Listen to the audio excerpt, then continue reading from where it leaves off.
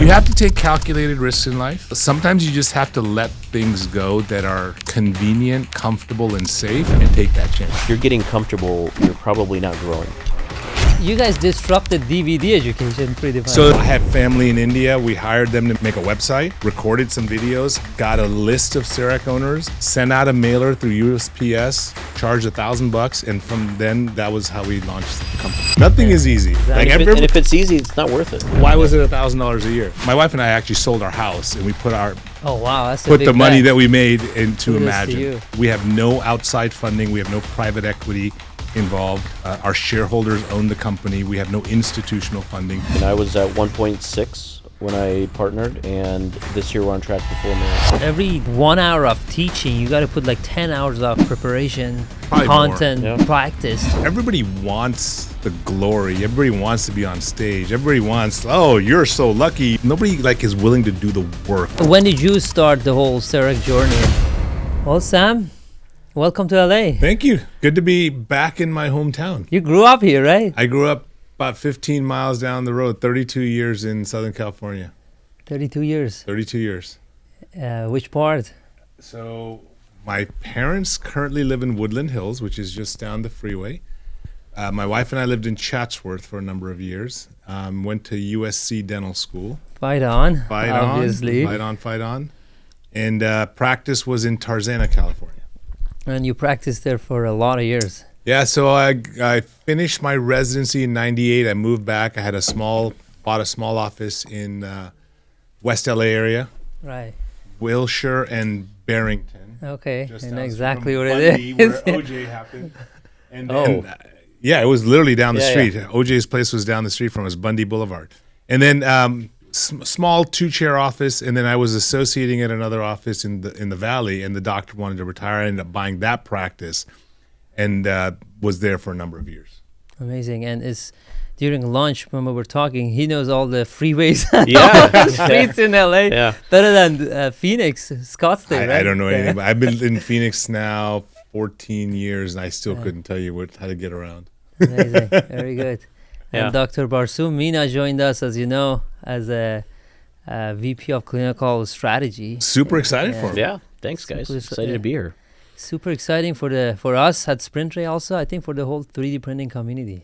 Yeah, it was definitely when I started seeing what we're building here, the material innovation, the Midas printer. It just reminded me of like the old days when technology was kind of a rare thing in dentistry, and everybody would look at it and say, "Oh, it's never going to work." And I'm looking at it, and it's like it works, and it works really well. So it was exciting to kind of now come in behind the scenes and see a lot more of it. Absolutely. So my background, I've done a lot of CEREC training over the years. Okay. And but I've been out of the loop a little bit because I'm in a different role now. I haven't been training. And so I think you'll agree, if we go back, so this year is the 40th anniversary of CEREC. 40 years. 40 years. But if you were to start that concept today, I don't think anyone would say, let's take some glass and grind on it with a diamond Yeah. to make a restoration. So I think Sprint Ray, when you were out, I just told Meena, like, what a interesting evolution you guys had, where you just decided to say, let's just focus on dentistry, which is obviously, it shows with all the stuff I saw this morning. It was very impressive. You know, one of the things you think about, like, so CEREC's been around 40 years, but it's only been really popular for maybe, let's say, half of that time, right? And like penetration of the market. So let's say 20 years. So think back 2003 was when the first CEREC 3D came. Yeah. So yeah, 22 years-ish. Before that, it was a niche. Whatever. Super niche. Yeah. But you started with it then. So I started with it in 2003. 2003. End of 2003 was when I got my first CEREC. And when you think about the market back then, everybody was probably throwing some daggers at the CEREC community and saying, Yes. hey, it's never going to work. It's never going to last. And, and so I wasn't around at that. I started in 2009. But even still, I look at kind of what we're doing here is like, it's still kind of the early days of now direct print restorations versus milling. Yeah, but I don't think the daggers, whatever daggers there may be, is not from the technology. It's that conversation we have, like, it's what needs to happen now is the material evolution. Yeah. Mm-hmm. That's where Right. people are going to say, "Hey, you're pushing the limits" or whatever. I think the printing technology is. No one's going to argue with Totally. that. Now, I think we get to it. I want to hear more of the early CEREC stories. And Oh when my did you God. purchase your first? Because you purchased first, then it started training, right? That was the Yeah. So what progression? happened was in 2000, started the Townie meeting. That I was, think it was 2000 was our first you one started it with Tarun? with T-Bone. Uh-huh. And so from that, and so prior to that, in my residency, I was at the residency at the University of Tennessee. One of my professors, we went to the Mid-South meeting. It was like their local meeting.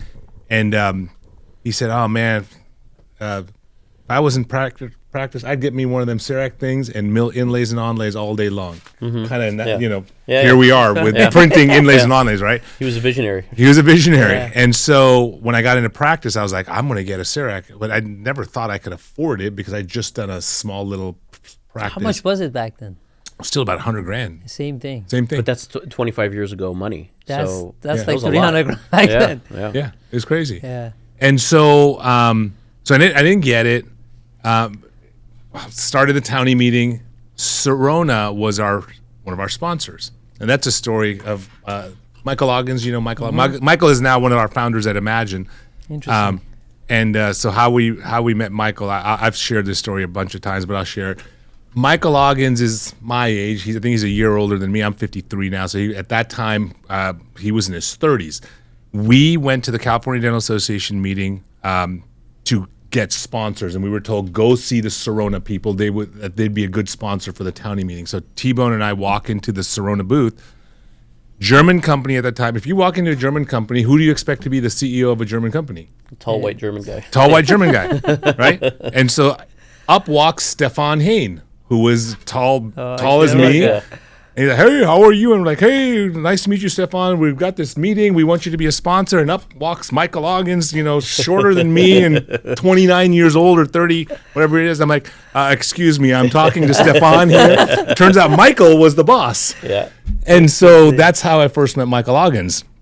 And so they ended up sponsoring us. And so, they said, and of course, I think companies say this all the time. We would love for you to be a KOL of our company. Like, we need people like you. And I got all flattered. Well, they just want to sell machines, right? Right. So I ended up buying a CEREC. And because of that, became a trainer, started doing advanced training. And that's kind of how it all started. And that you started with DVDs, the CDOCS story. I want to hear that. Yeah, no. So the first video we made for CEREC doctors at the time was there was a CEREC machine, and we took a camcorder and recorded the screen. So we were doing advanced courses. I had a former partner of mine. We were doing advanced courses at the Patterson branch. And so someone would always ask the same question. So they emailed us like, sick of tired answering the same question.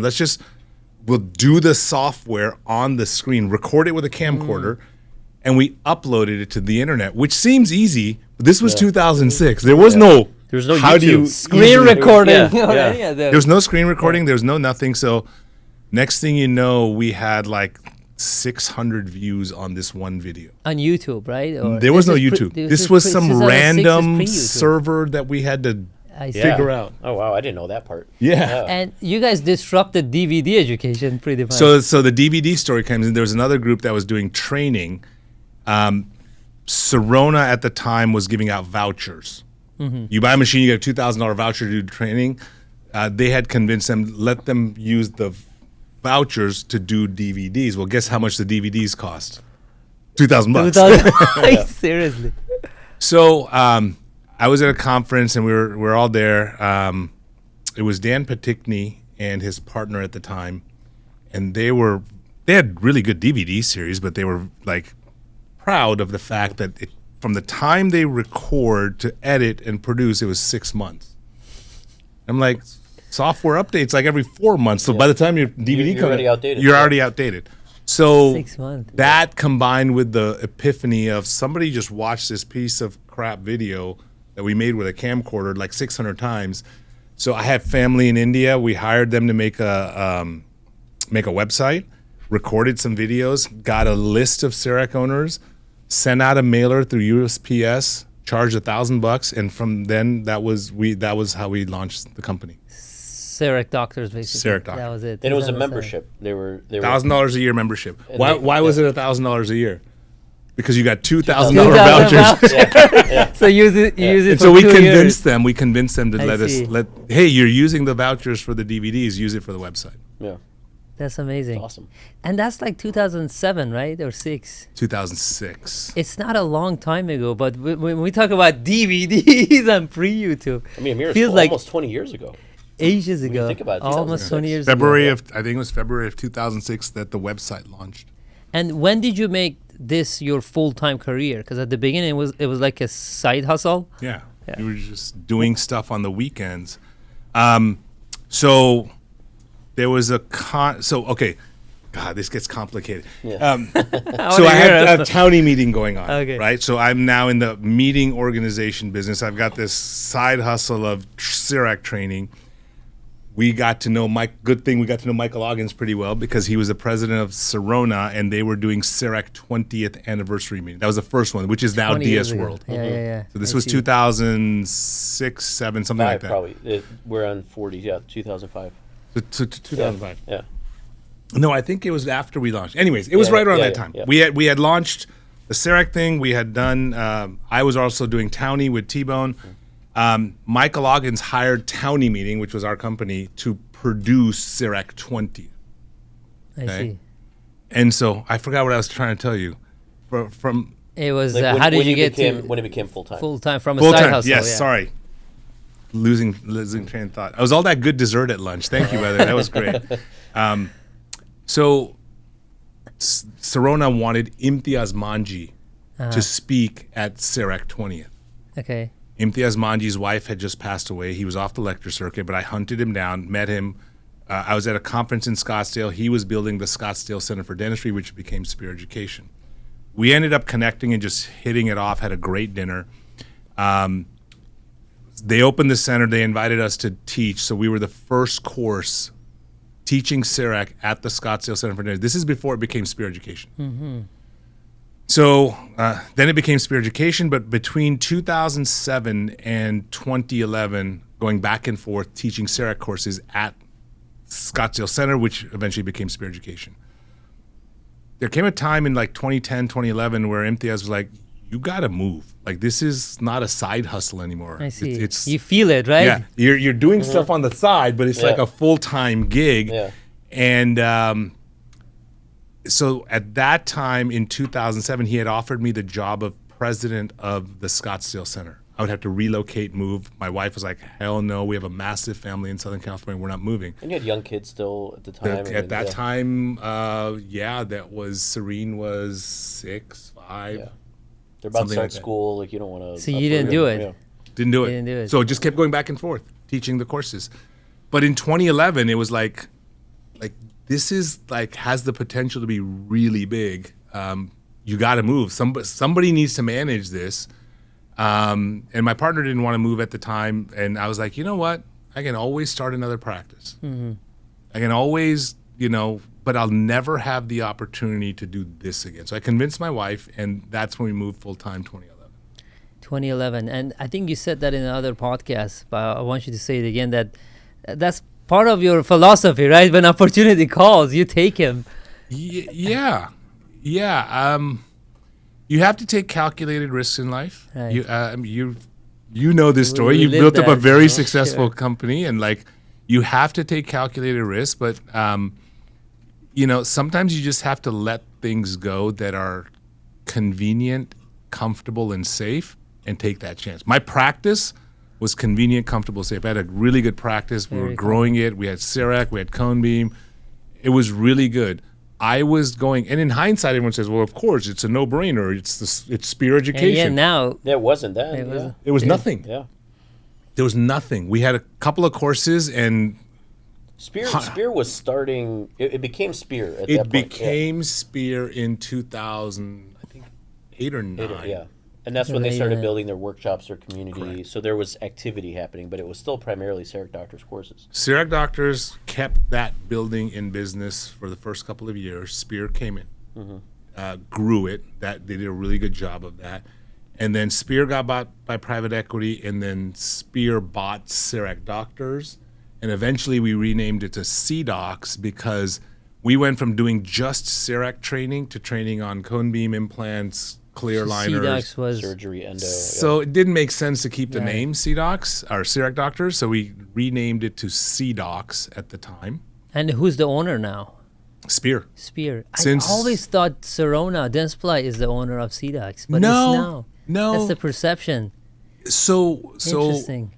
in 2006, what we did was at that time convince Serona and Patterson that every single CEREC machine sold in North America would get a free membership to our website, CERECdoctors.com. So we've always had a partnership with them. Later on, through some data, what we showed them the success of training, and they started including our first workshop, level 2 course, with the purchase of the machine. And the reason for that was simple. You guys understand, you got to train the doctors. The return rate, and I might be off with my numbers because, I once caught a fish this big, the story exaggerates, but I'm directionally correct. If somebody bought a machine, a CEREC machine, did not take our training, the return rate for that machine was like 6%. $100,000 machine, you're returning, or you're selling $2,000 a year, returning 6%. That's big number. Those people that took our training, the return rate was like 0.5%. Interesting. So you tie in the training, and it was dramatically reducing the return rate. So that led to, hey, do our implant training, do our cone beam training, do our aligner training, but they never had a financial interest. It was a partnership. It's very And that was the case too. Like when they built their center in Charlotte, their facility in Charlotte, we were a big, basically tenant there using Yeah. it, and it was a partnership. We were just with renting. them. We were using their space to teach all the workshops there. And when did you start the whole CEREC journey and digital journey? I started. So I graduated in 2010, or 2009, and then I did a residency. So 2010. September 1st, 2010 was, I hung up a shingle and I started my practice, like right from scratch. And I was working in 2 other offices. So it was like, Impressive Smiles? it was. That yeah, same, yep, okay. Yep. So same practice I'm in right now. We've obviously grown it. But at the time I was working 6 days a week, 3 different offices. One of them was like a Medicaid clinic where I was just pulling teeth all day. And it was a very crazy time in life. And then about 6 or 7 months in, I met the Patterson, CEREC specialist at the time, and came into the office. He did a demo, and I'm a tech guy, and I saw it. I'm like, this is awesome. I need it. I just can't afford it. So, I hemmed and hawed for like a month or two, and then it's interesting you mentioned Imtiaz because in Chicago they had they used to call them a discovery event. So it was like a sales event, but not hands-on per se, but you're there kind of listening to the story and the why behind it. So Imtiaz is on stage talking about the economics of it, and I just happened to, run into him as he was getting off stage. I'm like, listen, here's the story of my practice. Like, I barely am making ends meet. Here's like my average lab bill.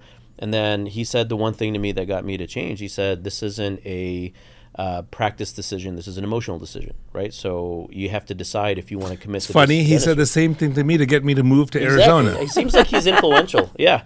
But Convincing. it was convincing. And right that moment, I bought my first CEREC, and I went to Ryan Cleary, was the Patterson specialist. I said, I need like the one that fell off the back of the truck, the demo unit, the scratching Yeah, that, like get the price down, whatever you can. And so I got love it. I got a blue cam, which was the powder camera. That was my first one. And then they had a milling machine that was the older generation. It was called Compact a compact, Compact. but it was slower than the one that was out there. So I'm like, I got time. That lasted 3 months, and I'm like, I'm not waiting 30 minutes anymore. So then I upgraded that, and then next thing you know, I'm involved in the technology. And then I met Sam. Through because the I had a courses, voucher. right? I had a voucher. He had a voucher. Yeah. He had a voucher. got a as voucher part of the at work, machine. yeah. That's exactly right. I got a voucher. I flew down. My wife and I flew to Arizona. It's my first time there. I took the course. And I remember this because on the way back to the airport, I'm like, all right, we got to like get a taxi or something. And Sam's getting in his car, and he's like, come with me. And That's right. my wife and I got in the car with Sam, and we went to the airport. And then that's it. Rest of the I system. forgot about that. That's amazing. And I don't know why I was so nice to you. Yeah, I know. But I mean, you think about it. That was I 2011. think it's because your wife. Yeah, exactly. That's why most people are nice to me. That's usually the case. But yeah, that was 2011. Now we've known each other 14 years. Since that time. And that's when you joined CDOCS as a trainer, right? No, later on. No, I mean, I'll tell this story Okay. because Meena had come to a bunch of courses and we had gotten to know each other more. And I don't remember the exact day, but Meena came to me one day and said, "Hey, I really want to do more. I want to be more involved." And in my position, like people come up all the time. All the time, yeah. All the time, right? And I'm happy to do what I can, but I can't do it for you. So my standard response is always the same. Hey, do this XYZ project. Write an article, make a video, do something, right? What a lot of people do, I don't have time for that. Disappear, just, right? I just pay me $20,000 and teach a Yeah. class. I don't have time to write. I'm like, okay, yeah, whatever. He actually did it. Like he not only did it, but did it really well. And then so we had him do another project and another project. And then as we were expanding, I was like, perfect person to, add. So, everybody wants the glory. Everybody wants to be on stage. Everybody wants, oh, you're so lucky you're part of, but nobody like is willing to do the work. Exactly. The No one grunt sees the work. It's that the you Monday put through into Friday it. work that you put in so you can lecture on a Exactly. weekend. But it was, I mean, even before that, I never once thought I could stand up in front of a room and give a lecture. I was the kind of speaker at my graduation at dental school because I was the class president for whatever reason. And I was terrified, like speaking. I mean, we had 75 in the class, so let's say 150, 200 people in there. Actually, probably more. But I was terrified giving that commencement speech. And I'm like, I'm never going to do this again. Like I had everything memorized. I'm like, this is not enjoyable.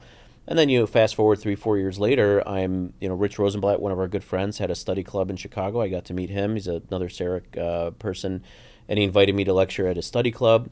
And it just so happened to be the one study club where, like executives from Ivoclar were there, and I was talking about one of their blocks. And, so I did a good job apparently. And, then they invited me to do stuff. And next thing you know, you're building this rhythm and this cadence, and you're doing like some weekend events here, some sales events here. Yes. And Slowly I'm you a join. mentor at CEREC Doctors. And, as a mentor when you're there, you don't get to lecture, but you get to help in the workshop, in the hands-on, and kind of get that education muscle. And then, I remember I asked Sam, I'm like, I want to do more. And he gave me some stuff. And even just so everybody's aware, like teaching a workshop is a very calculated, like planned. It's not just haphazard. You don't just go up there and tell It's a lot of stories. work. And I sat there for days and days. I would go to every workshop because it was him and Mike Scramstead that were teaching. And they each have different teaching styles, and I was taking over basically for some of Sam's stuff. So I was learning Sam's stuff plus Mike's stuff, and I'm literally there writing every single thing down and taking notes It and is like so pictures. exhausting. And it was a lot, like to memorize that. Now, when I hand a workshop off to someone, or when I was at CDOCS, they just record it with their phone or they listen to it on 2X. I'm like, that's not how we did it.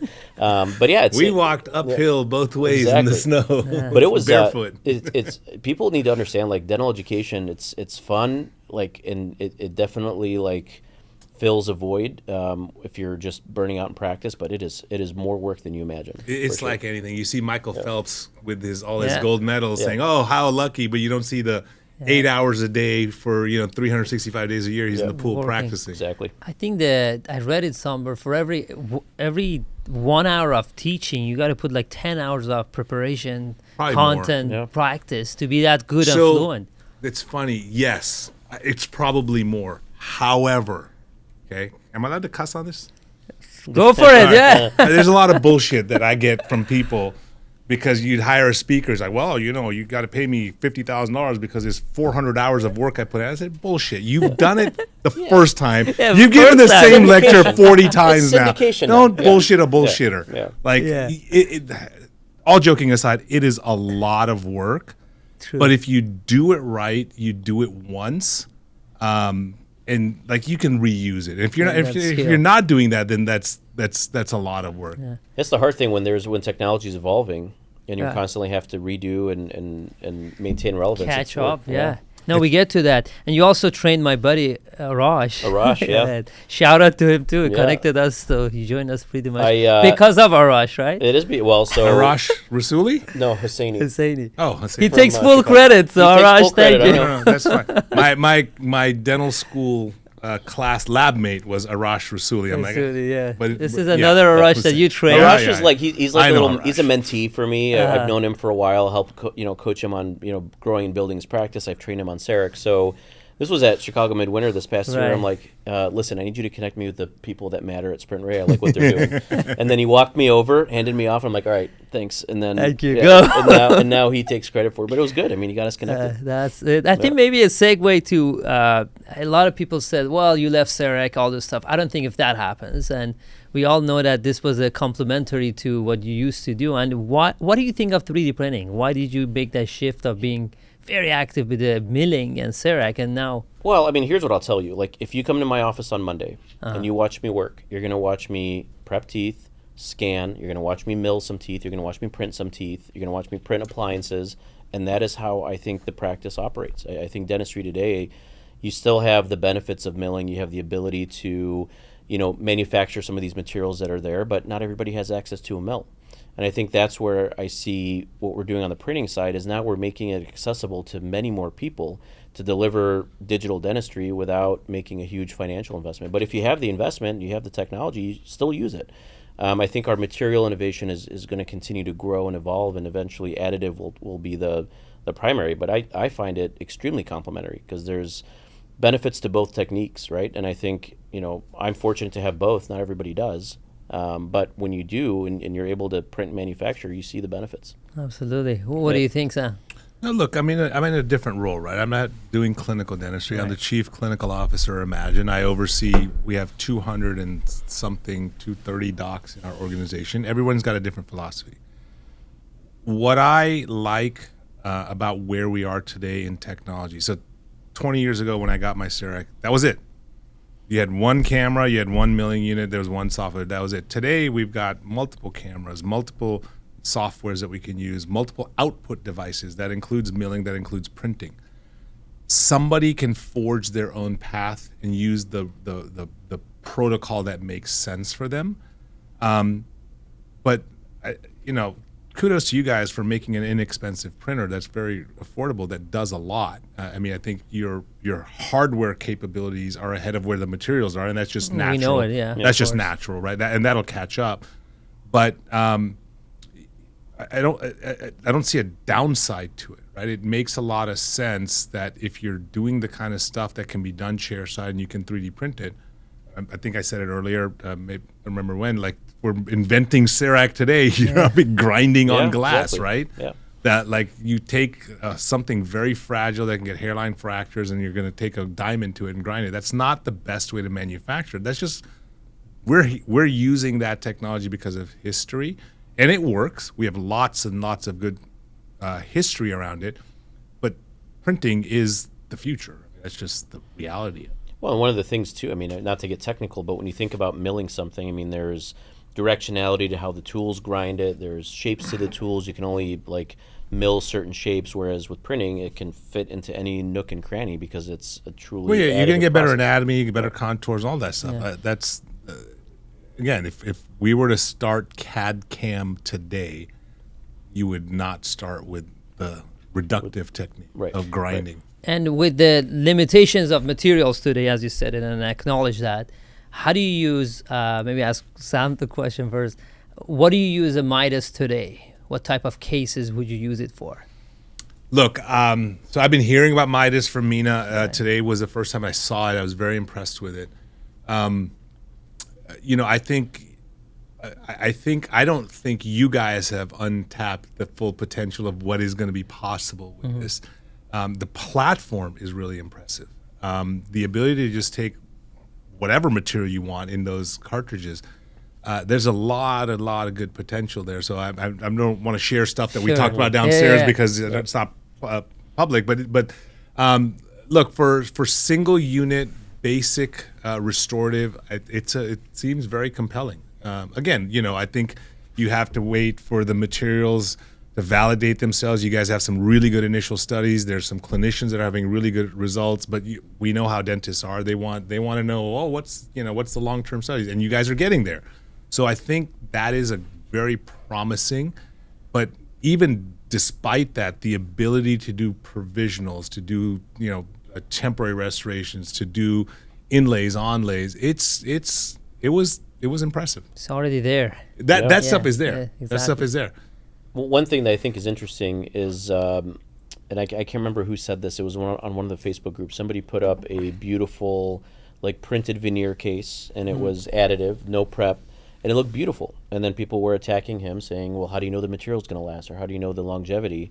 And the comment might have been Wally Renee. He said, "If somebody did this with direct composite chairside, you would have been praising them, but because they printed it, and you don't know what the material is, you're saying that it's not good enough." And it's true, and it's Yeah. the change in the mindset. I think I saw something like that, and look, I'm probably guilty of it in my early years, being very aspirational and Making the promotive claims, and yeah. claims Pushing and it, stuff. yeah. Like putting the stake in the ground of this is how it is.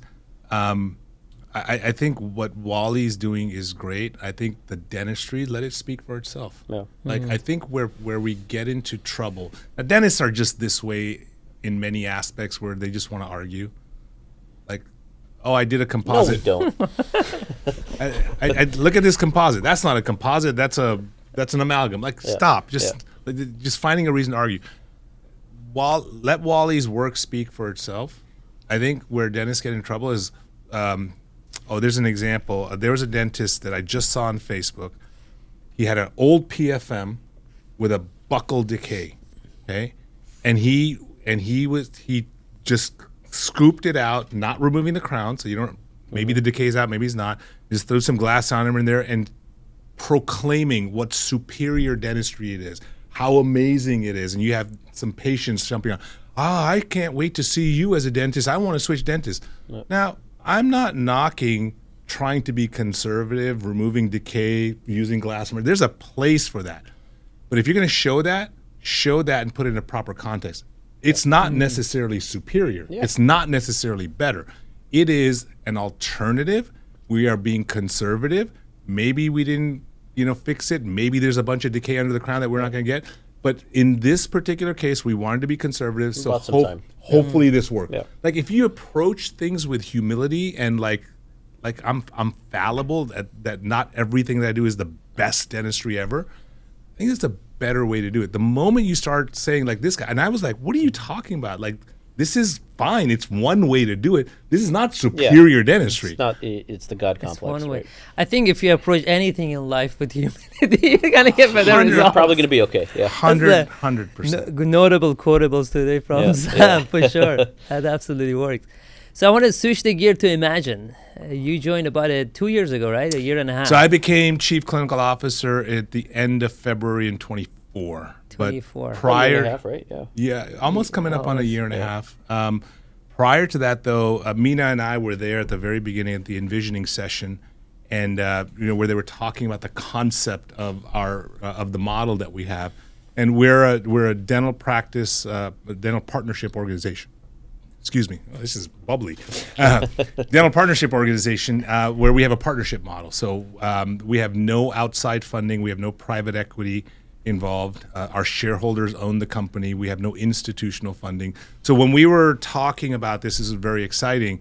And I joined on as chief clinical officer in last year, but I was in one of the original investors.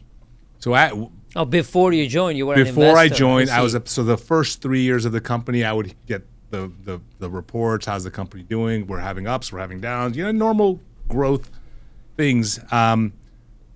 But my wife and I actually sold our house, and we put Oh wow, that's a put big the money bet. that we made into Kudos to Imagen. you.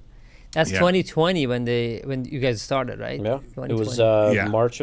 March or April of 2020 Yeah. we incorporated, and then there were three of us that kind of went into the process together. That was you. Myself, Rich Rosenblatt, and Michael Snyder. And Got Michael it. was the first, kind of we call him the snowplow. So he kind of led the way, and then Rich and I came in right after. So you guys are the founding doctors, basically, or what's the Yeah. founding story? Can you share a little bit of the Founding mission? story is Dentsply and Sirona had merged.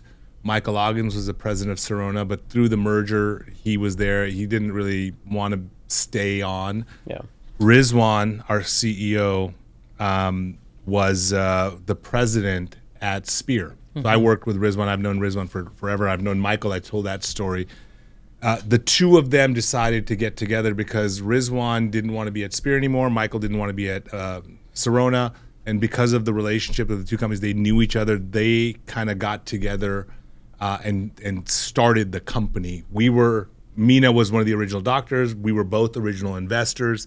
And that's how it started. So in the 4.5 some odd years, we've gone from 0 to 113 offices in 15 states. That's fast. Yeah. And these are mostly CEREC doctors, right? Yeah, I think That's the community that that you was guys the knew. community that we targeted to join our group because we knew the folks. But we have some offices joining us that are not digital at all.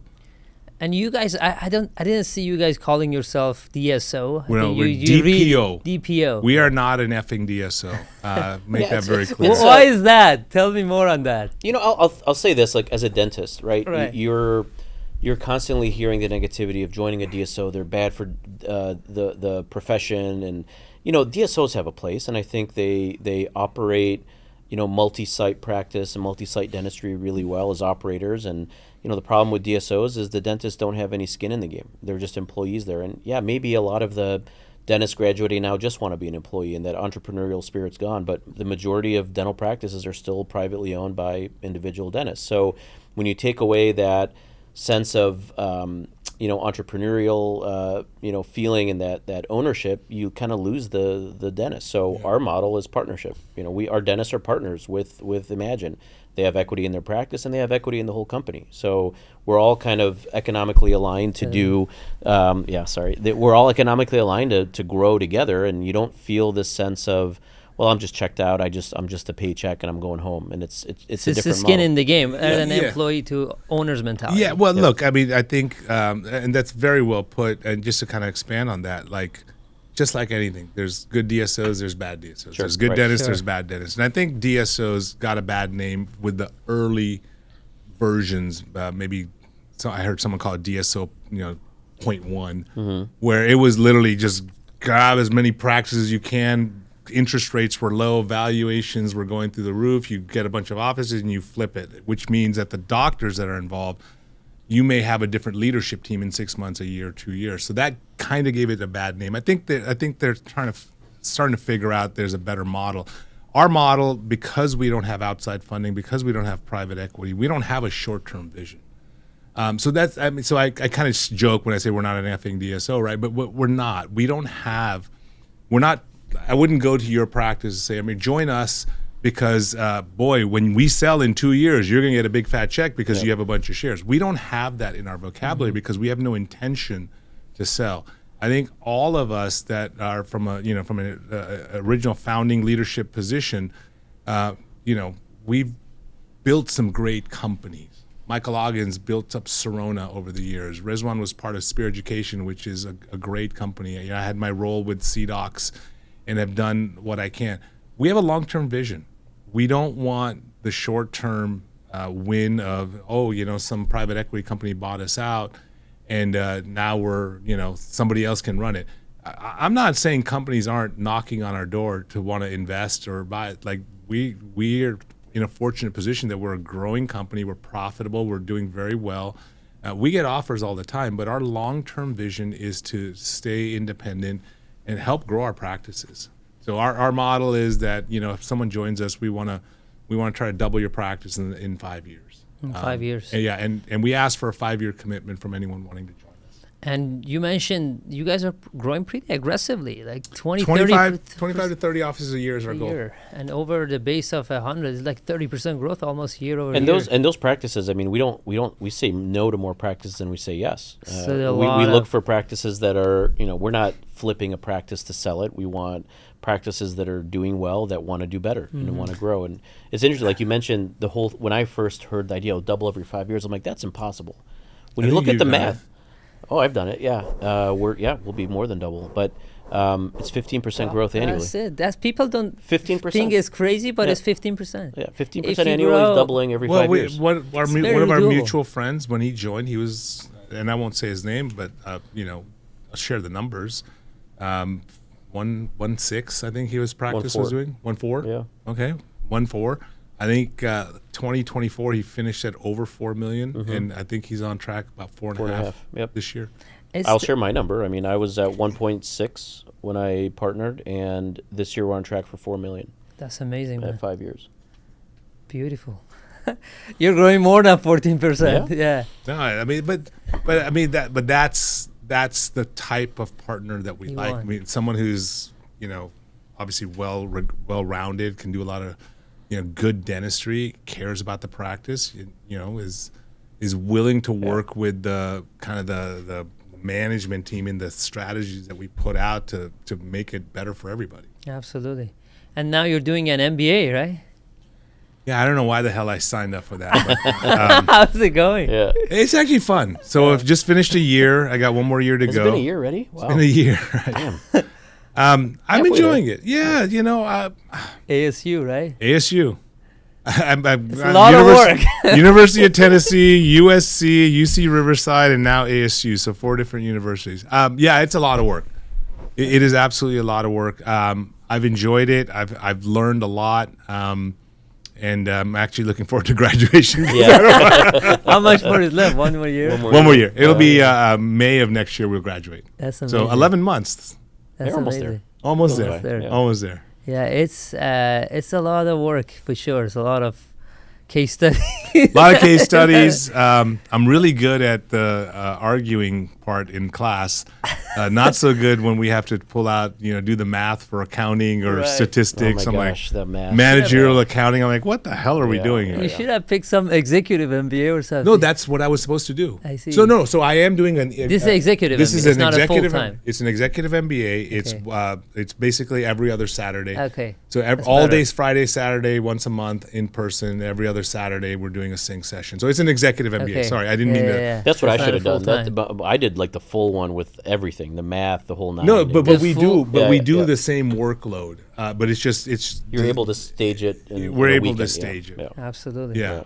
No, it's a good thing, and should have expected you to go to USC to do that. Well, but- no, I was what I wanted to do. So my entire formal training has been clinical. I learned to be a dentist. But you ran But professional but that's my- organization for more than 10 years. 17 right? years at 17 CDOCS and There we go. Spear. That's your street MBA though. But that's That's- You got a the street MBA, that's the right? point. Like I didn't have formal business training, so I wanted to do something. So I was Yeah. gonna do. They have these 6-week programs at Emory or Harvard where it's focused on healthcare, and that's what I was just gonna do, just Yeah. to pick up a little bit Yep. of knowledge.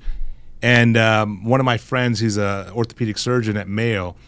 I was at his house. We were just hanging out. And I'm like, yeah, I'm looking at these programs. Like, dude, you should do this EMBA at ASU. It's a really good program. I'm like, I don't want to do a full-time program. Like, I have no. He's like, no, just do it. All right, hell. Well, I graduated in college in 1993. Trying to dig up college transcripts. Are you kidding me? Oh yeah. That I should Yeah, be yeah, given an honorary diploma just to try to dig up all my transcripts from dental school, from college, from my residency. It That's was funny. a nightmare. They were on tablets, stone tablets back then. They're like you couldn't. Back then, we had to chisel it in. Well, very good. So I think probably last topic, and then we wrap the podcast. Any advice for younger dentists? How do you wrap it today about technology future? Let's go. All right. So we brought this up a few times Uh-huh. that we've each gone outside of our comfort zone. We've Sure. taken a risk. You did with Sprint Ray and committing to dentistry. You left CDOCS, your baby. How was that, by the went, way? And I wanna went to hear that. Imagen full time. So Yeah. and like our founders did. Rezwan left Spear Education, his family company, and started Imagen full time. And I've done it. Me coming to Sprint Ray was, leaving my comfort zone. So that is the advice I give any young dentist right now is if you're getting comfortable, you're probably not growing. You need to always have that kind of itch that to do something outside of your comfort zone. Technology can be uncomfortable. It can be a learning curve for sure. It can be a change in practice for sure, and you can definitely get criticized by our own colleagues for sure. But it is what brings this technology into the forefront is more people getting engaged, more people getting involved, and building this technology. And it's happened Absolutely. before with other industries, and it's going to happen here. So Very true. yeah. Very true. Leaving your baby behind. Yeah. Leaving my baby behind. Yeah, look, I obviously, I'm very proud of what we built there. I think there's a great team there, hopefully continuing the legacy. I still keep in touch with some of the folks there. Some of the faculty are Imagen partners. It was just time. It was 17 years. And it was just, I just thought I had done all that I could do. Just wanted a different challenge. And, you know, to Meena's point, like, I was comfortable. I was very comfortable. I was playing golf 3 days a week at times, you know, because while we just moved to our new house, but while we were waiting for the house to be done, we were living in a townhouse on the golf course at the Phoenician. So I'd like, you know, I'd get 30 minutes. I'm on the range, you know, every day, and every evening, you know, 4 o'clock, the 8th and 9th hole was right there. So I just do a couple of loops, walk it. I was very comfortable, but then, you know, what am I going to do with comfort? Like, who wants to be comfortable? I want to keep pushing myself. That's why I did the MBA. You want to learn. You want to keep growing. You want to continue to better yourself. You know, at the end of the day, a part of it also is setting an example for my 2 daughters. My older daughter is she just finished her 2nd year in medical school. My younger daughter is starting to learn to be a master ceramist for dentistry. That was interesting path. Yeah, very interesting. Yeah. So you know, they've lived a very good life. They've never had to worry about anything, and I lived a pretty good life. My father and mother really took good care of us. But at the end of the day, I don't want them to take anything for granted. They need to understand that life isn't easy. It's just not. I mean, you know this. Nothing is easy. Nothing is easy. Exactly. Like and if it's easy, it's not worth it. It's not worth it. Everybody looks at you and says, "Oh, you're you guys hear this? Oh, you're so lucky you have this 3D print." Like, Dude. Luck. Like, where were you when I couldn't figure out how am I going to make next month's payroll, or where am I going to get these equipment and supplies and materials? Like, life is not easy, and I think we should enjoy life, but we should also, you know, to Meena's point, push ourselves so that we can continue to be a better person of our own version. Absolutely. Well, thank you guys. Yeah, Thank you. The conversation. Thanks for coming over to. Awesome. Kudos to you guys. Honestly, like I had the chance to tour the facility downstairs and see what you guys are doing. Really impressive work. I think you guys are. I mean, really have the opportunity to make a big. I mean, you've made a big mark on dentistry. Don't take me wrong, but like really have an opportunity to establish a protocol and, you know, be in the lives of every single dentist out there. That's pretty impressive. Absolutely. Love to hear it. Appreciate Thanks. it. Thank you.